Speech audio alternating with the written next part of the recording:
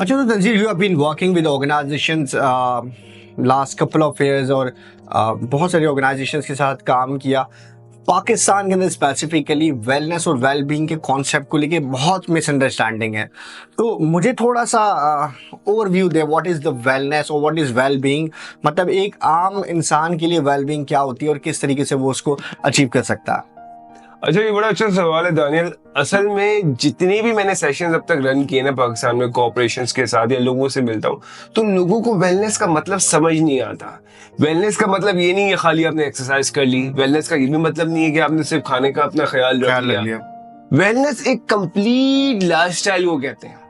बिल्कुल. मिसाल के तौर पे इसकी जरूरत तब पेश आई अगर हम थोड़ी सी हिस्ट्री में जाएं, तो पहले अब आप देखते थे जब इंडस्ट्रियलाइजेशन का दौर था और फैक्ट्रीज में ये चीजें प्रोड्यूस होती थी, तो उस वक्त जो वेलनेस का कॉन्सेप्ट नहीं था, क्योंकि वो लेबर आवर था. आपने लेबर ने काम किया और अपने घर आके सो गया.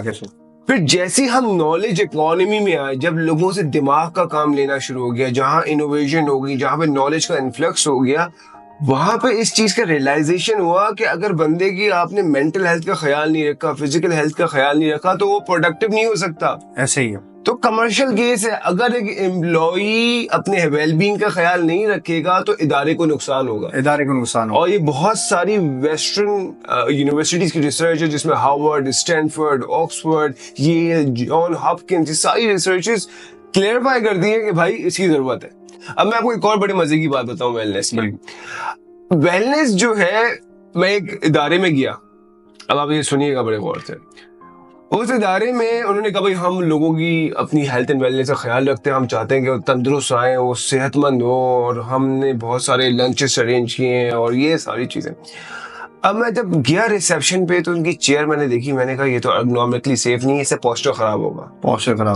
फिर मैं ऑफिसर से मिला, फिर थोड़ी चेयर बेहतर हुई. फिर मैं मैनेजर से मिला, थोड़ी चेयर बेहतर हुई. फिर मैं उनके सीनियर मैनेजर से मिला, चेयर थोड़ी बेहतर हुई. जो सीईओ होता है उसके पास सबसे अच्छी चेयर थी जो कि एर्गोनॉमिकली सेफ है. तो फिर वेलनेस क्या हुई? बिल्कुल. मतलब सबको चेयर एक देनी चाहिए ना. बिल्कुल. तो it's a holistic thing, and इदारे को सिर्फ एक ट्रेनिंग नहीं करनी चाहिए, अपनी पॉलिसी के लेवल पे, अपने एक्शन से, अपनी चेयर से, हर चीज को मद्देनजर रखना चाहिए.